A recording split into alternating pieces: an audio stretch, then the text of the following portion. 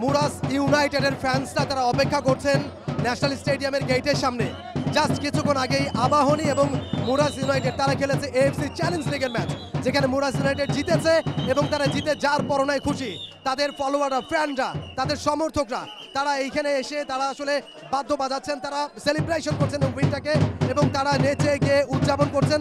তারা অপেক্ষা করছেন মুরাস ইউনাইটেডের জন্য এবং আমরা দেখতে পাচ্ছি এই মুহূর্তে মুরাস ইউনাইটেড বেরিয়ে আসবে এবং সেই জন্যই ফ্যান্সরা অপেক্ষা করছিলেন।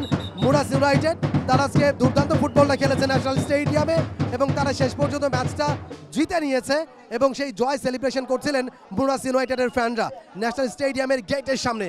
বেশ কিছু ফ্যান্স তারা এসছেন এবং তারা কিন্তু অসম্ভব রকমের খুশি। তাদের সাথে আমরা কথা বলেছি, তারা বলেছে যে ম্যাচটা খুবই তাদের জন্য খুব চিন্তার একটা ম্যাচ ছিল, যে আবাহনী ভালো খেলে। তারা জেনে এসছে আবাহনী সম্পর্কে এবং আবাহনী এই এএফসির আসরে তারা আসলে পুরনো দল, তারা অভিজ্ঞ দল এবং এই দলটার এগেনস্টে তাদের দল কেমন খেলবে সেটা নিয়ে কিছুটা টেনশনে তারা ছিল, কিন্তু ম্যাচ শেষে সেই টেনশন কেটে গেছে এবং সেকেন্ড রাউন্ডে কোয়ালিফাই করে গেছে এফসি মুরাস ইউনাইটেড। এবং আমরা একটু তাদের সমর্থকদেরও দেখতে চাই। এফসি মুরাস ইউনাইটেডের ফ্যানরা তারা এখানে অপেক্ষা করছেন, তারা চিৎকার করছেন, তারা গলা ফাটাচ্ছেন এবং তারা অপেক্ষা করছেন তাদের দলের জন্য যে কখন মুরাস ইউনাইটেড বেরিয়ে আসবে। তারা আসলে সেই জন্য অপেক্ষা করছেন। আবাহনীর প্লেয়াররা বেরিয়ে আসছেন এবং আবাহনীর প্লেয়ারদেরকেও তারা কিন্তু অভিনন্দন জানাচ্ছেন ভালো খেলবার জন্য, তাদেরকেও তারা বরণ করছেন এবং থ্যাংক ইউ বলে তারা চিৎকার করছেন মুরাস ইউনাইটেডের ফ্যানরা। In my opinion, today match is very better. Thank you for Bangladesh country. We are so happy. Thank you.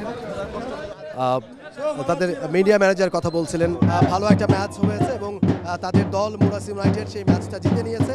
সব কিছু মিলিয়ে তারা এনজয় করছেন এবং আপনারা ঢোলের বাজনা শুনতেই পাচ্ছেন। তারা এই মুহূর্তে আত্মহারা, যেভাবে আসলে তাদের দলটা জিতে নিয়েছে তারা এই মুহূর্তে আত্মহারা। মুরাস ইউনাইটেডের ফুটবলাররা এই মুহূর্তে তারা বেরিয়ে আসেন একে একে এবং তাদেরকে ওয়েলকাম করবার জন্য তাদের সমর্থকরা, তাদের ফ্যান্স তারা অপেক্ষা করছেন অনেকক্ষণ থেকে গেটের সামনে এবং এই মুহূর্তে দেখতে পাচ্ছেন ওয়েলকাম করছেন মুরাস ইউনাইটেডের ফ্যান্সরা। মুরাস ইউনাইটেড তারা জয় নিয়ে ফিরছেন দেশে।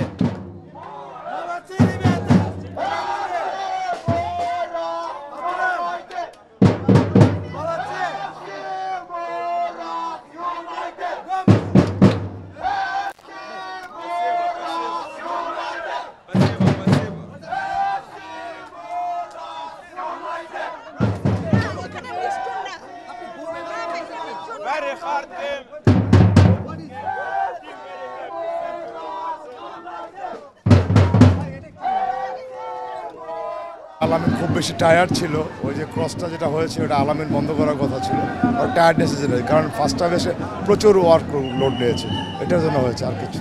এটা হলো ইন্টারন্যাশনাল ম্যাচ, এই ম্যাচের কোনো কিছু এপ্লিমেন্ট কিন্তু আমরা লোকাল লিগে পাবো না, সুতরাং এটাকে আমি ধরবো না যে আমার মানে সিজনের প্রস্তুতি একটা ম্যাচ, এরকম কিছু না।